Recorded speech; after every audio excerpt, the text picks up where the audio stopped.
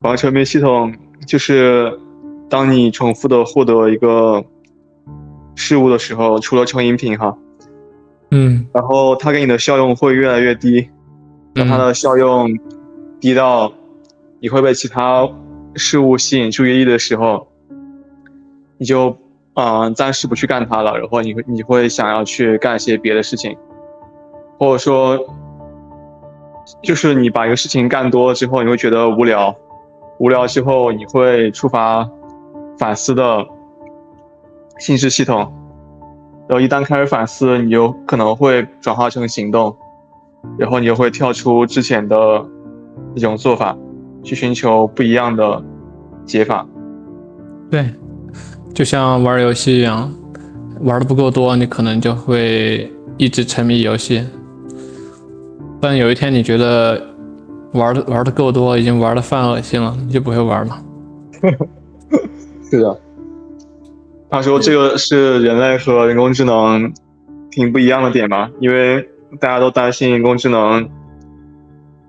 会把人类毁灭嘛，就是它可能会把一个事情做得非常非常好，也就是说让那个 KPI 达到非常非常高程度，但是它没有反思这个 KPI 它高到离谱的时候，对于人类社会到底是有益还是有害的。嗯，不过我对，觉得，嗯，比如说像某些绩效考核指标，它会非常简化的评估一些很复杂的情况嘛，比如说国家的什么什么比率啊，什么指数啊，一些系数啊之类的，它一定范围内是合理的，是能反映真实世界状况。但是当它过大或过小的时候，其实已经超出它适用范围了。这个时候，如果再一味的去追求这些指标，那可能会对人类造成一些伤害，甚至是灾难。就是太极端了，就起到一个反噬的效果了。对，物极所以，必反。这个跟人工智能有什么关系呢？你想讲的是，就是人工智能，它如果非常忠诚的去执行某些人类的命令，它可能一直执行下去。比如说，让它去像电脑病毒一样疯狂的复制，或者说疯狂的执行我要生产钢铁这种任务，那可能就会把这个世界给毁掉。如果它执行能力非常强大，又没有什么反思的话，不过我觉得现在的人工智能，它也不是单纯的执行吧，就是它正是因为它能收集海量的这种反馈，所以它才可以称之为智能嘛。对，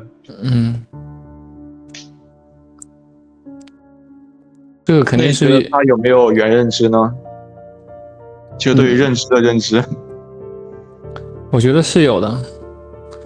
只是就是这个的前提是它要对外界有足够多的信息搜集嘛，就是它肯定不能封闭的去处理这些事情，它一定是一个开放系统嘛。对，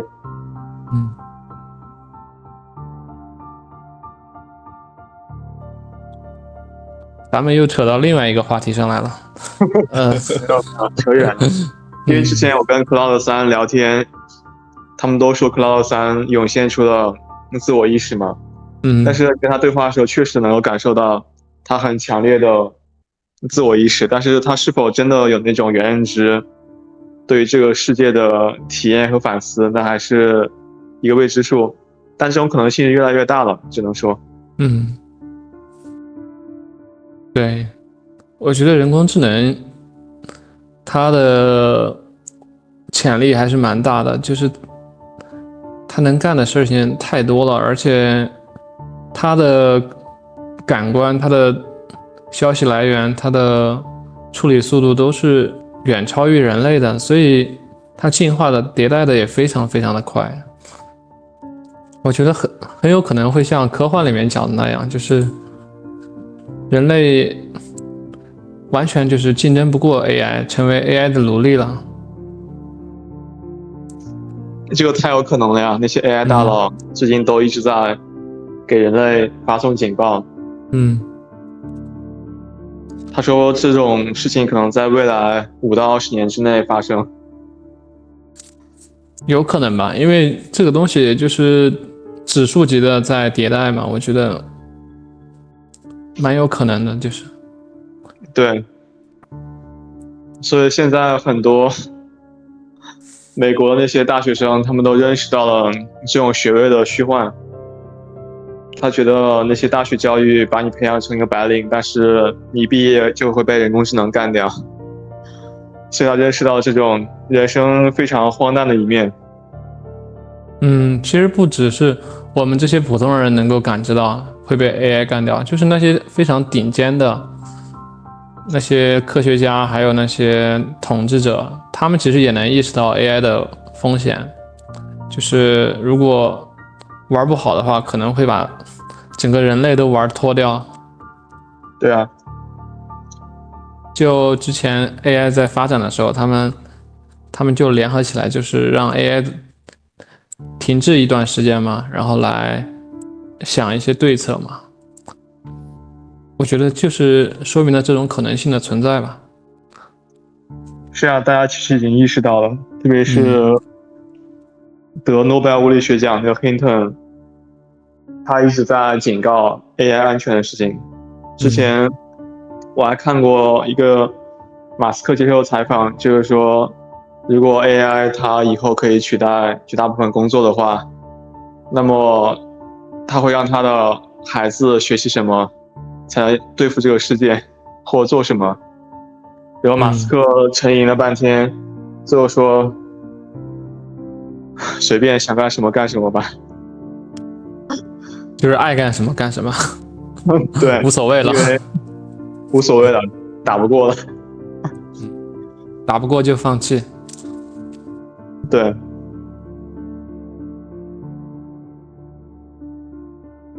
，Kevin，你觉得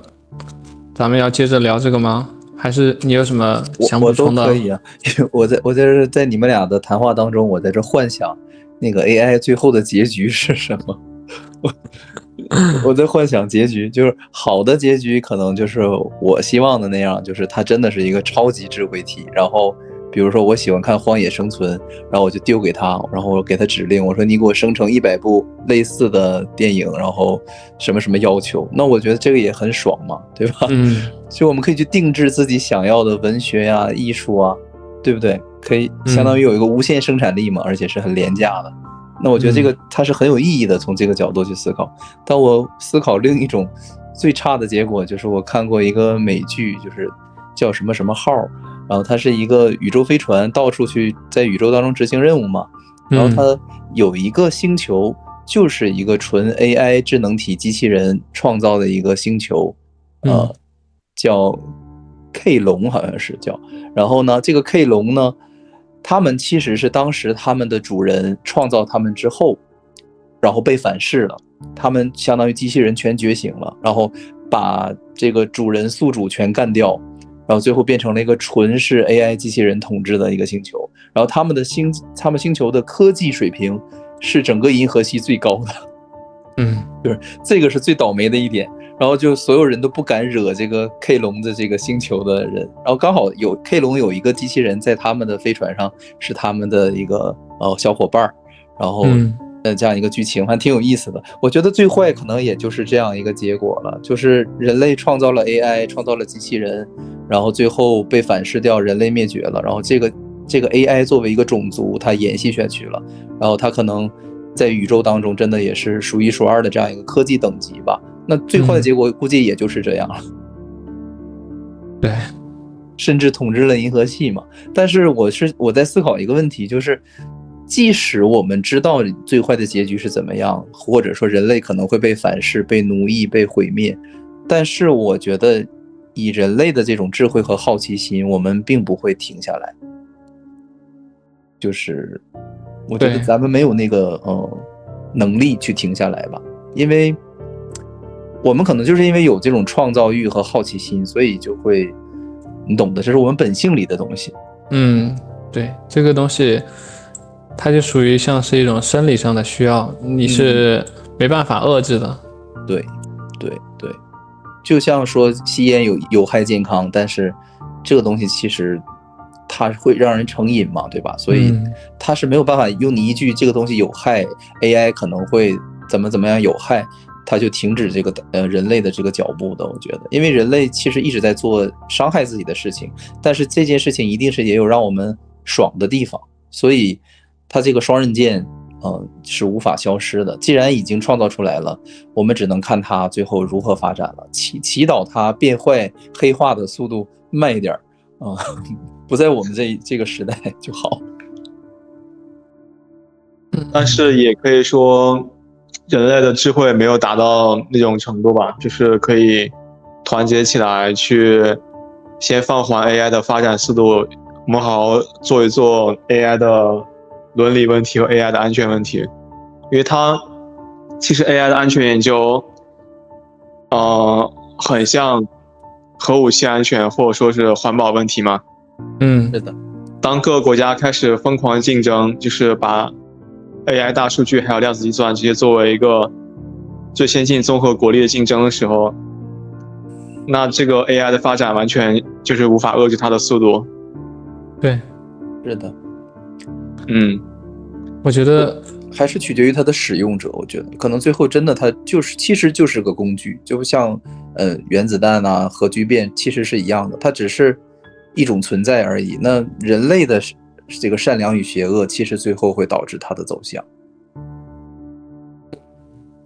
我觉得 AI 其实跟工具还挺不一样的。AI 它其实更像是使用者，它是有智慧的，它是有主见的，就是它如果演化到后期，我觉得它应该是就像是一个超级智慧体，它自己有自己的想法，它自己有自己的见解。我觉得人类跟 AI 的关系到后期的，我的想象应该就像是我们现在跟那些野生动物之间的关系，就是 AI 可能不会去利用人类，因为人类毫无价值，它可能只是把人类当做一种生态多样性的，类似于像花花草草一样的观赏物一样的东西，把它放养着，仅此而已。就是人类可能在 AI 时代的后期应该不会过得很惨，甚至可能会过得很幸福，就是因为 AI 它的生产力非常非常强，它可能只需要给人类一点它的一些边角料和零头，人类就可以活得非常滋润了。而且因为人类对它毫无竞争力，对它生存也毫无威胁，所以它没必要去消灭人类。就像我们去对待这种野生动物一样，就是我们会认为保留它的这种多样性更好，而不是把它给灭绝掉。就是你觉得 AI 会发展到凌驾于人类之上？对，我觉得肯定会的，因为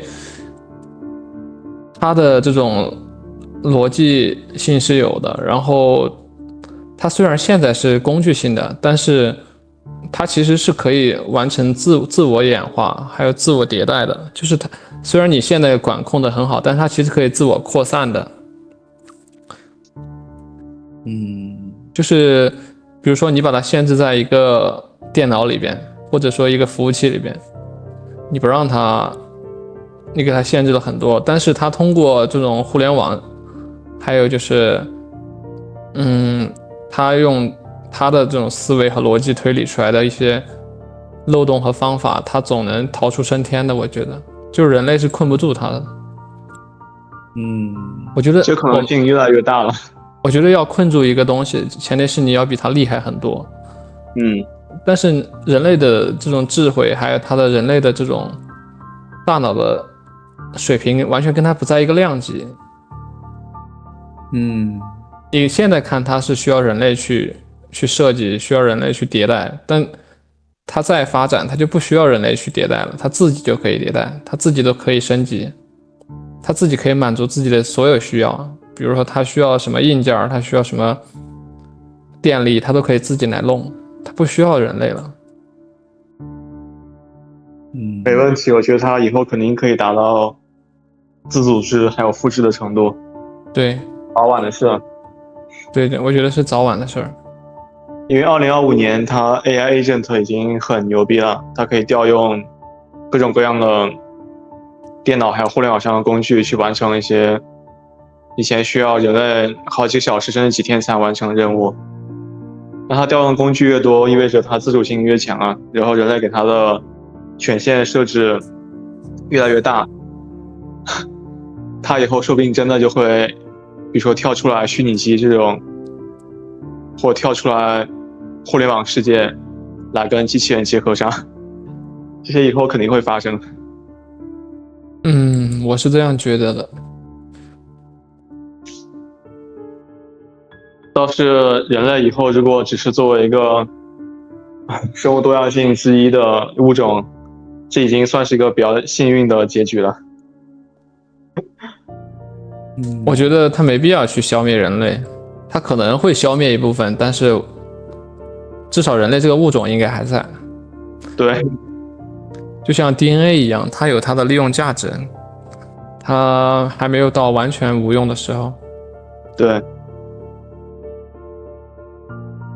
就有一部美国电影，它讲的就是一个人和他的整个灵魂呐、他的意识已经进入到网络当中信息化了嘛，然后他就和这些计算机这些所有的算力结合在一起，所有的知识信息，然后它变成了一个超级智体嘛，但是它是有人类灵魂的这样一个特点的。然后他的前妻就进到了他那个像地堡一样的一个工厂嘛，然后当时好像有一个朋友就是发现了他的这个能力的时候，然后就告诉他快跑，然后挺恐怖的，然后那女的就赶紧跑，但是这个男的吧就一直用生成各种各样的奇奇怪怪的东西去高科技的东西去追这个女的，然后一直想表达其实我是没有恶意的，我只是告诉你我现在已经达到这种层级了，我其实已经超越人类了这种能力了。然后但是人类由于恐慌嘛，因为有个东西比我们厉害很多很多，然后最后还是一起想办法给他消灭掉嘛。那这个男的就是他的前夫，他意识到了这一点，其实大家是很恐慌他的这种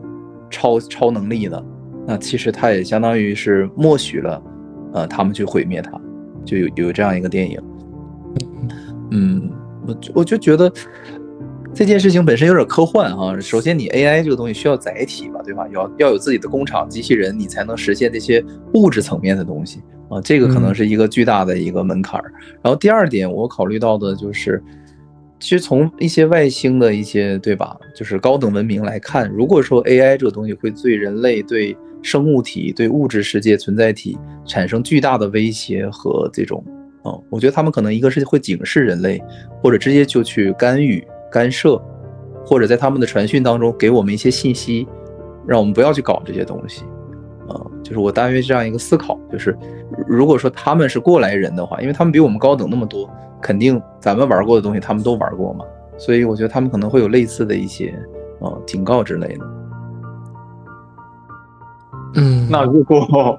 那种外星文明它本来就是一个人工智能的硅基文明呢？它会不会眼睁看着好事发生？所谓的好事，那它要不然就是不管嘛，任其发展；要不然就是加速这个，帮助我们嘛，无意当中透露丢给我们一些，对吧？能够加速这个硅基发展的东西，就这种两种可能性嘛。我觉得可能不太会凌驾于人类之上，因为我有个观点，就是我觉得人类造不出来超越自身的东西。我可能这个观点比较固执哈，也比较保守传统，但我始终这么认为，因为我觉得人类就是连自身的1%、10000%可能都没有，就是研究明白，而且我们根本就不知道生命这个东西的原动力是什么。就比如说，我们没有能力去凭空组合分子、原子去创造一个草履虫，对吧？就是一个细胞、一个病毒，甚至我们现在都不明白病毒为什么是活的。我就认为人类在没有掌握核心的宇宙奥秘，就是甚至连边儿都没有碰上的情况下，就仅凭一个 AI 就想凌驾于这个创造体系之上，我觉得可能有点困难。因为我是这么理解的，因为我觉得生命科学、生物科学可能目前来讲是我们这一代人解不开的一个秘密。我觉得它不是凌驾于这个体系，它只是凌驾于人类的这种统治框架。这个体系它肯定也跳不出去，但是我觉得人类的这种，就是人类的这种控制和手段还是太少了，就是它控制不了一个，我懂了，我明白你的意思，就是跟我们完全不在一个维度的东西，就是机器人它是靠电、靠芯片直接加载的一个东西。我大约懂了，你说的意思是它不是跟我们一种存在形式，就我们可能比他们高级多少亿倍，但是他们可能就是很简单的一个飞机大炮，我们就是凭肉身，我们就是打不过他，就类似于这种感觉呗。对，就是打仗的时候，比如说咱们用飞机大炮，他们本身就是飞机大炮，就是这个我认可，我们操控机械的这种能力是达不到机器去操控机械的这种能力的，而且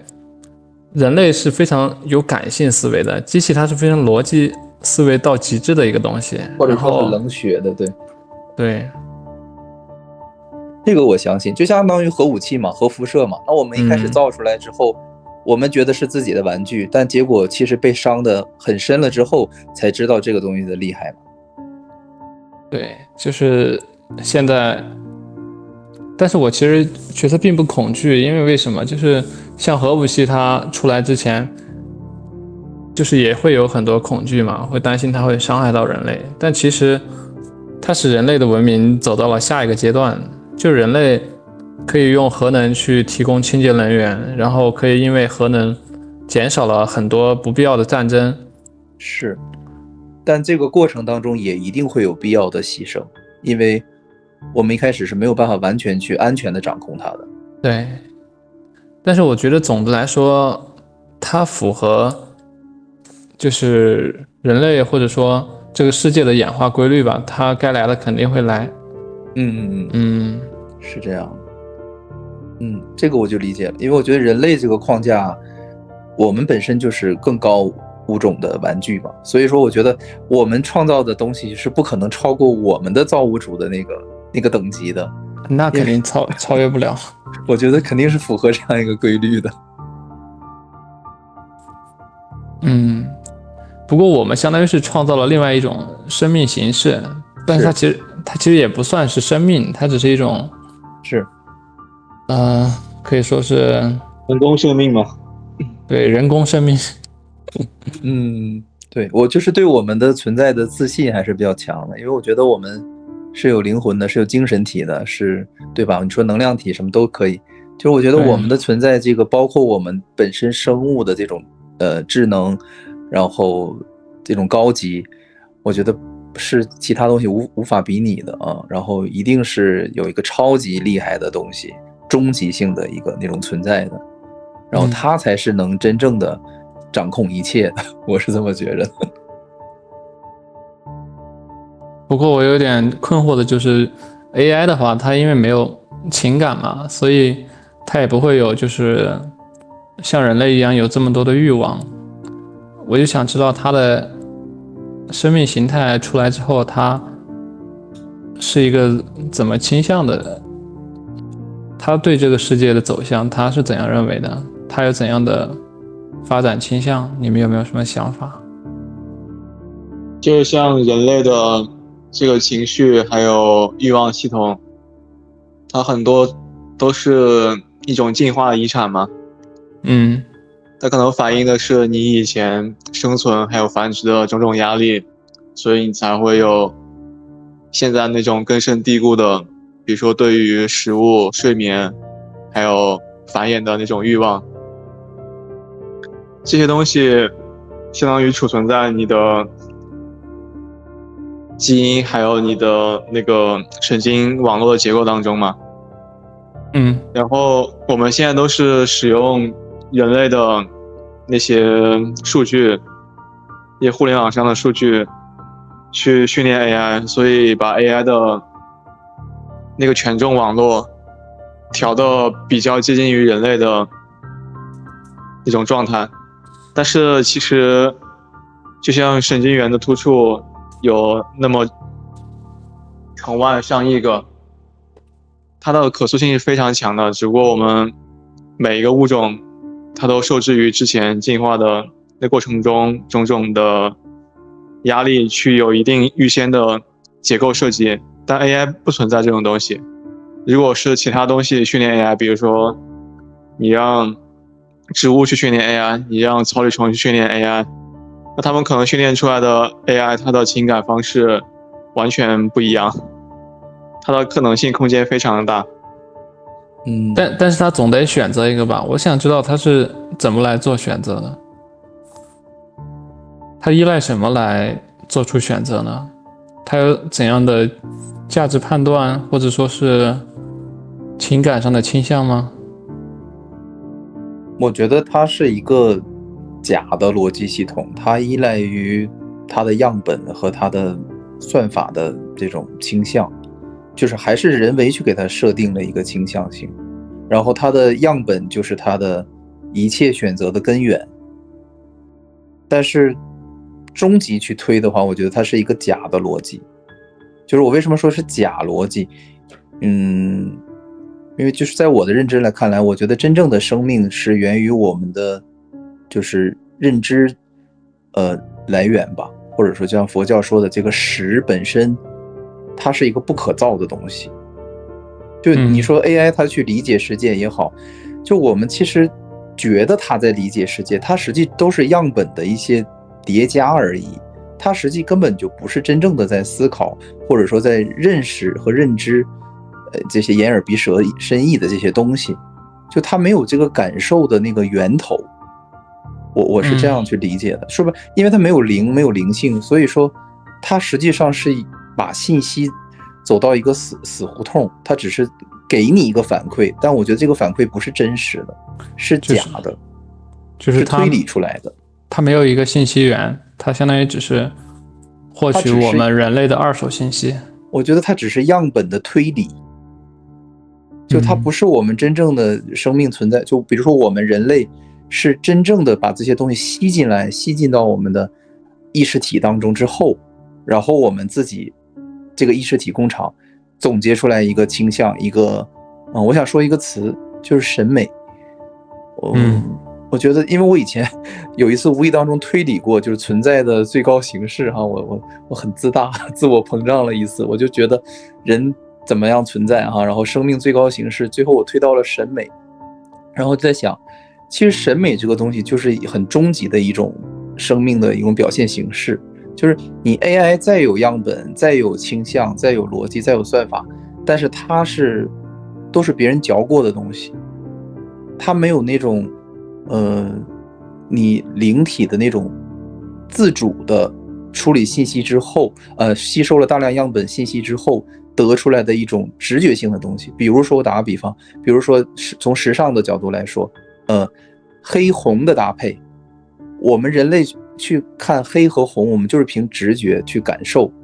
觉得它是怎么样的美啊或者高级。但是你让 AI 去理解它，它完全可以理解啊，但是它没有真的理解，它只是给你一个反馈，你觉得它理解了，它实际它根本没有感受过黑红组合在一起是一种什么样的感受，因为它没有那个感受体。对 AI 自己也承认这一点。是吗？对，他们问 GPT-4o 之类的大模型说你羡慕人类的什么方面，大模型说我羡慕你们对于真实世界的感受，比如说你失恋的感觉，你被大雨淋湿的感觉，你触摸那些宠物的感觉之类的。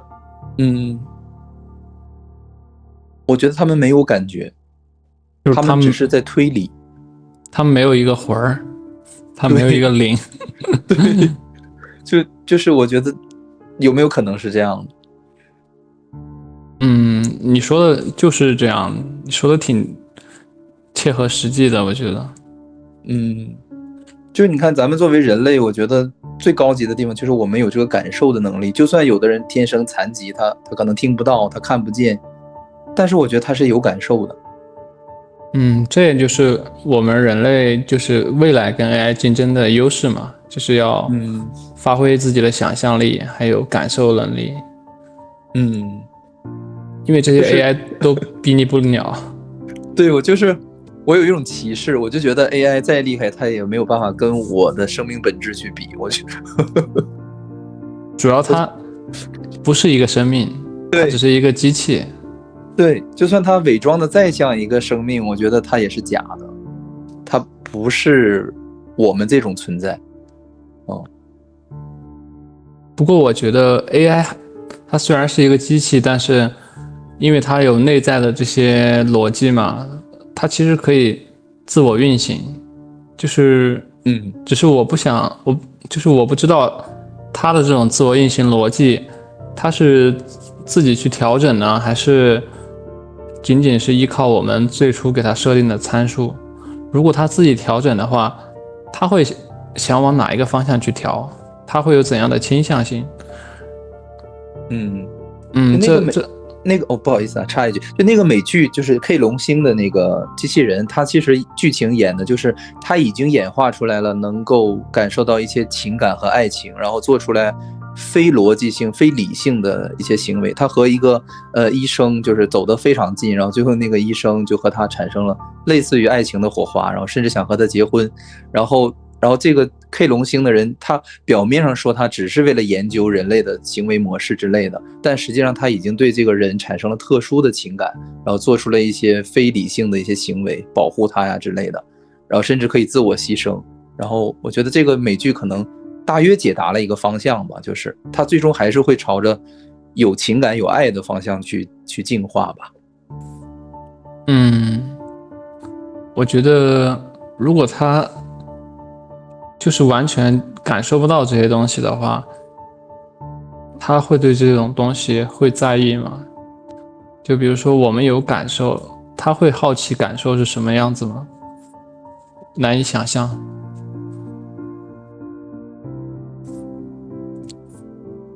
我觉得他永远感受不到，因为他不是他不是上帝创造的。他不仅感受不到，他也想象不到呀。但是我觉得他会总结出来一个规律，就是他会发现其实人是一种有情感有爱的一种存在，但他理解不了什么是情感，什么是爱吧？他没有办法设身处地的理解，但是我觉得他会去可能会去崇拜，或者说会去模仿这种东西。我觉得他如果崇拜和模仿呢，那他一定觉得这是有价值的。就是这个有意思的悖论的点就在于，他认为这种价值是不合逻辑的，但是他会反复的去观察人类的样本信息，他会发现人类永远会去这样去做。那他就会去可能会去模仿他的造物主，然后最后可能最终的大结局就是最后一集，就是这个人工智体虽然凌驾于人类，但是他最后选择为人类牺牲。那他肯定很珍视人类嘛，他觉得人类能给他提供一些他没有的东西。对，就是我觉得他会认为人类就还是真正高于他的，虽然可能形式上不是高于他的，但是从内核上核心来讲可能是高于他的，因为他可能是人类是他无法理解的一种存在，他最后可能会得出这种结论。对，他无法理解，然后他在电影里面展示的是他对人类还比较喜爱，他愿意为人类去牺牲。就按照我一个人类的话，我觉得结局会是这样。会比较有趣。但愿如此吧。但现在不是人工智能在往有身体的人工智能方面发展吗？它如果一个机器人配备人工智能系统，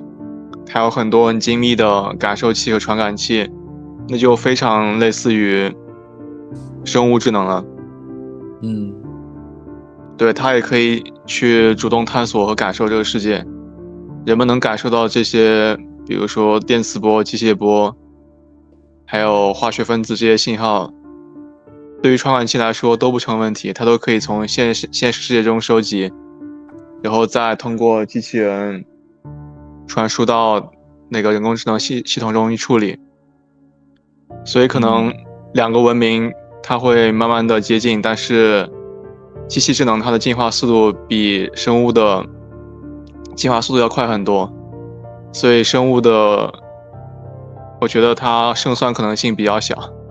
除非它能找出来更快进化的方式。就算它凌驾于人类，把人类毁灭了，我觉得意义也不大，因为就相当于不是一个层面的东西吧，我觉得，因为人类有爱和恐惧，然后人类的核心价值可能也不是身体物质方面这些东西，所以就算人工智能把我们都碾成了灰尘灰烬，我觉得我们的存在也是它无法撼动的一种，就它首先它理解不了，然后它也撼动不了，我是这么觉得。就只是这场物质游戏，它可能就是胜出了，那就这样呗。那有的时候陨石也能胜出，对吧？一个大陨石给地球一砸，地球也没了，那人类也毁灭了，但不代表人类就是，对吧？什么都不是，对不对？我们还是比一个陨石要高级的多呢。我就想知道你说。哎，还有几秒了，算了，下一个说吧。好，先开一个再说。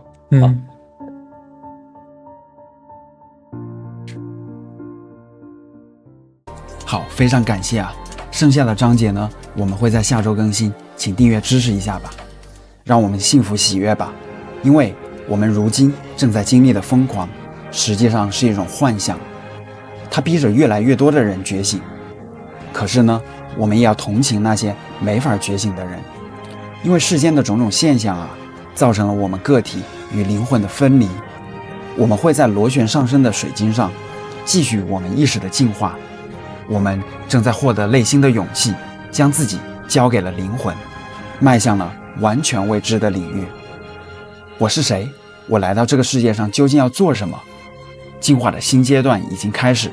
意识到无限的爱会让我们开启一场前所未有的